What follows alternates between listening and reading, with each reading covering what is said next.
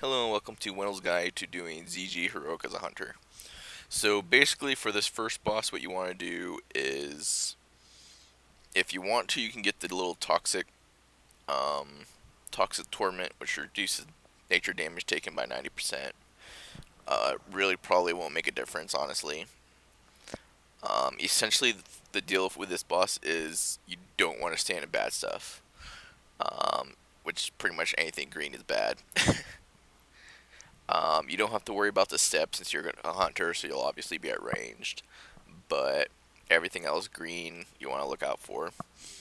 When you start the encounter, he'll basically form a maze around the room. You can see that there's a green beam forming a line of green haze around the room, and it basically forms what looks like a maze when you look down on it.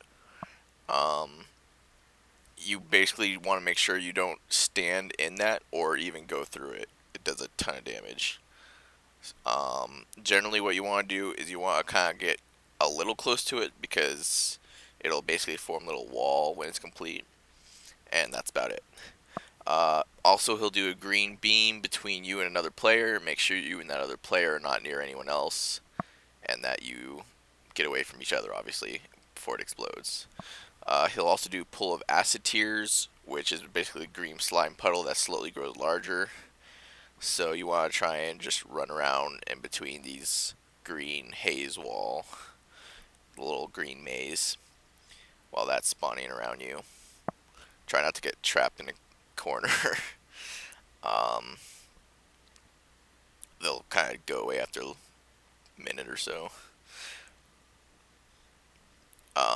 Eventually, he'll go up the stairs and he'll summon three green beams, which will randomly try and follow people around the maze. So basically, you just want to run through the maze and try not to get cornered. But if you do get cornered, then just make sure you run. You can run through the green beam, just don't run through the actual green maze haze. And that's the first boss. The second boss is basically, he's another unique encounter. Initially, you'll be fighting him. He does an ability where he'll do blood drain, and he'll basically take away almost all your HP slowly. You can generally survive that one, but occasionally he'll basically charge an opponent and kill them, and you can't survive that. Um, he also will do a large shockwave or devastating slam. You can see right there. So you want to move out of that. And basically, the charge is generally what will kill you. If he kills a tank, then he might attack you as well, and you just want to kind of kite him around, do what you can to survive. What makes this encounter unique is he will, obviously, since he's killing people, you need to be able to be constantly revived. So you see these spirits that are going towards the center. Every time he kills someone, one of those spirits goes toward the center and revives them, and that spirit leaves the room. So you have a limited number of reses during this encounter. The raptor will actually go and try to kill those spirits. It'll run around the room and kill the spirits. So what you need to do is whenever the raptor is active, you need to concussive shot the raptor, make sure it's slowed, and then kill the raptor as fast as you can. You don't want the raptor killing spirits and wasting reses that you could have had. And that's basically it for this encounter. The main two abilities to look out for is killing the raptor, slowing it, and then getting out of that large shockwave thing he does. And as long as y'all don't pull like 5k DPS, he'll go down, and it's a not too terribly difficult fight.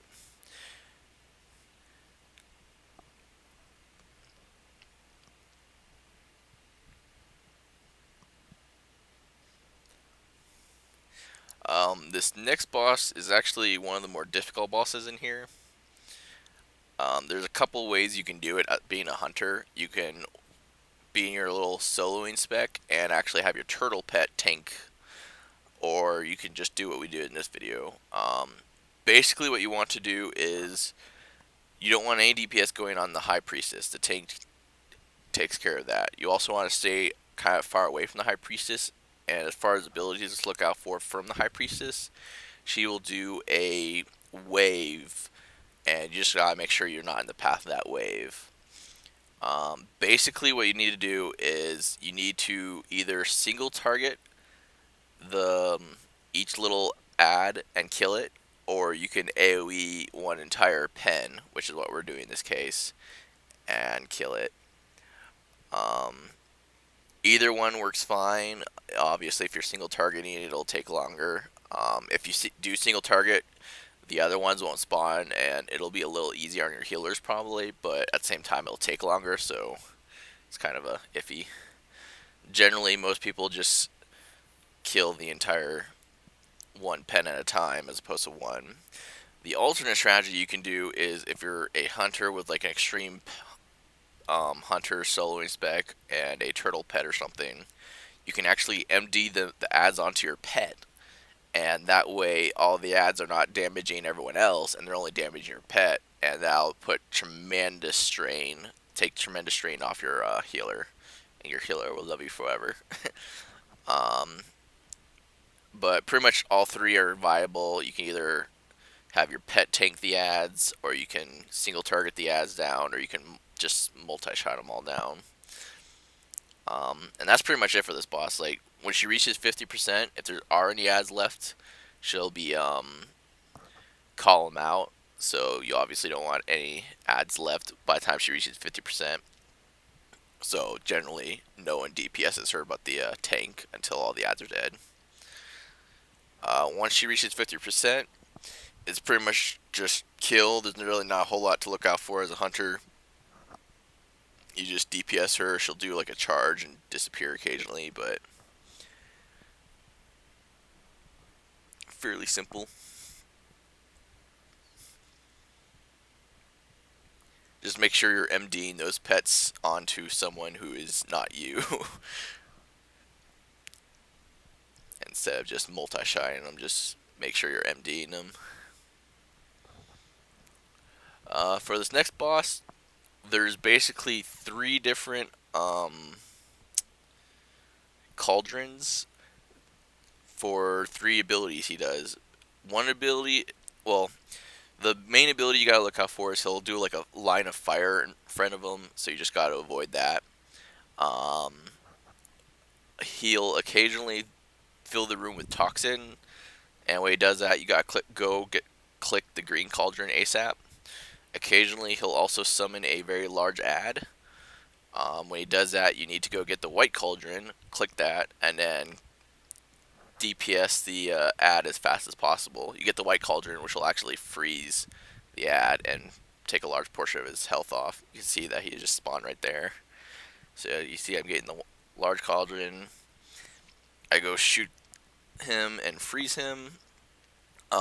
Whoever's got the blue arrow on his head, that's who the ad is going to actually go after. So whoever has a blue arrow needs to kite the ad as well. You can see his blue arrows on me now. So when he gets out, he's going to be getting me. Also, you can see he's about to do the toxin, so you do that. As a hunter, you do not want to actually get the red thing ever, because it basically does an AoE fire damage around you, and you're not going to be in melee range for the large set of ads that spawn. And basically for that is, there's a large set of ads that spawn, which is probably going to be next. Yeah, he summons a ton of zombies, and if you have the red thing, you'll do a lot of AoE damage around you, and it helps kill all those zombies, but since you're not going to be in melee range, it's kind of useless for you to have it.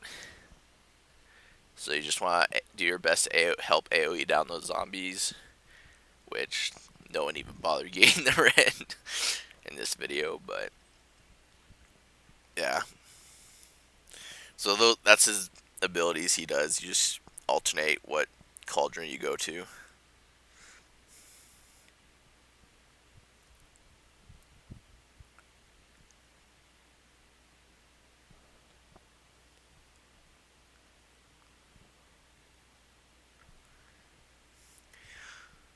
So for this next boss, he's the final one. Basically, you want to kill the two ads to the sides, um, so that their ghosts will be down there for the actual encounter. And basically, phase one is pretty simple. He'll summon a green bubble. You just want to stand inside that green bubble. It won't affect your cast speed for some weird reason, but it basically reduces the casting speed of people in the bubble, but it also reduces damage they take. So, since it doesn't even affect your casting speed, you just want to stand inside the bubble at all times, pretty much. Everyone else needs to pretty much alternate between going in and out, also. But that's pretty much phase one, is just staying in the bubble as a hunter, which he should be spawning in a minute.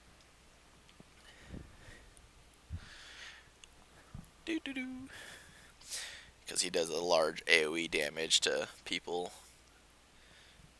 once he summons it.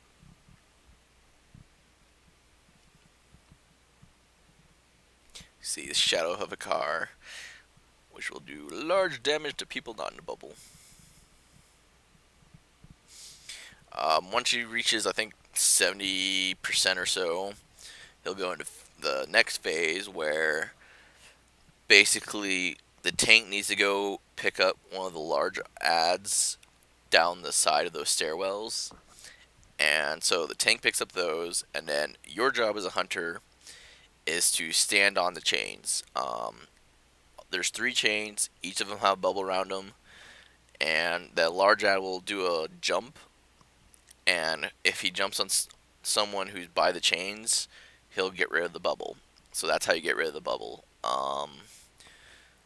So that's your first thing. Your second thing is to make sure you're you don't have to worry about DPSing the big ad. You just have to worry about DPSing all the little mini ads that spawn.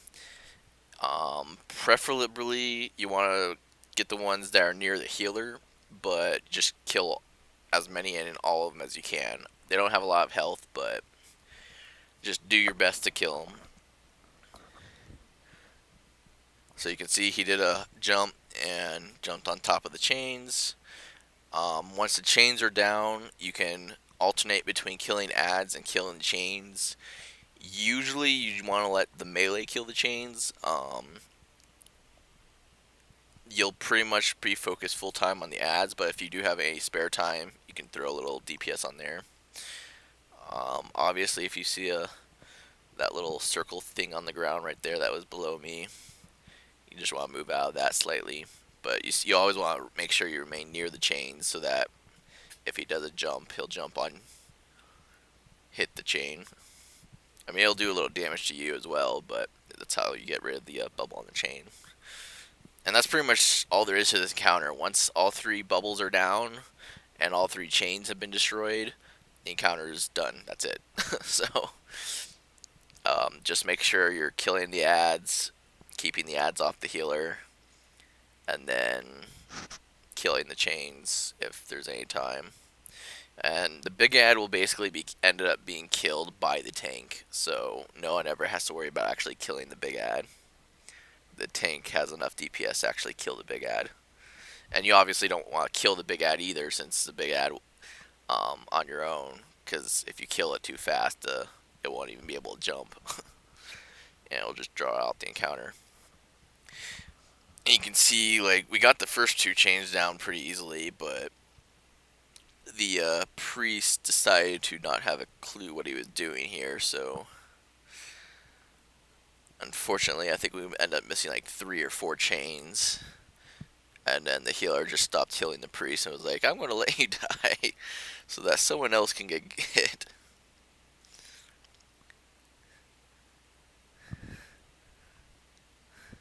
So you can be a little bit away from the chain. Just make sure that you're you're within 5-10 yards of the chain. Get there immediately if you have the mark on your head. So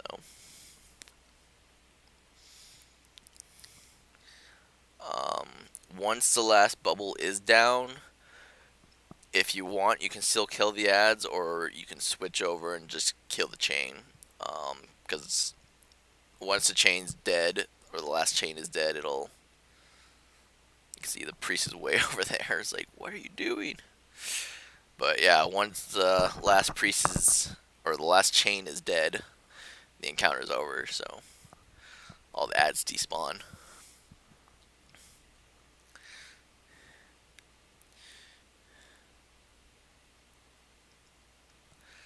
So we're all just kind of gathered around the chain, and then the priest is way over there.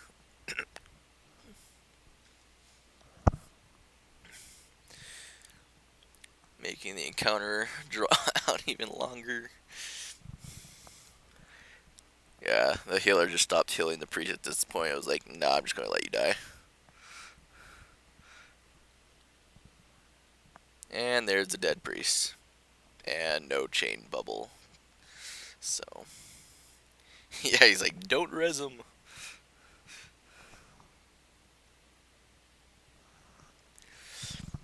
Yeah, so now you're going to see that we actually do get the chain down this time, because the priest is no longer alive, so the chain is down. So from here, like, I'm still killing a little bit of ads, just cleaning up a little bit, and then I'm just focusing down the chain. Because it really doesn't matter at this point if people die, as long as the chain dies, so tank can die, healer can die, just DPS need to get the chain down, and that's it. So you can see they got some achievements, and that's ZG. So I hope you enjoyed this guide, and I hope you know some of the abilities better and how to do this as a hunter. Thanks for watching.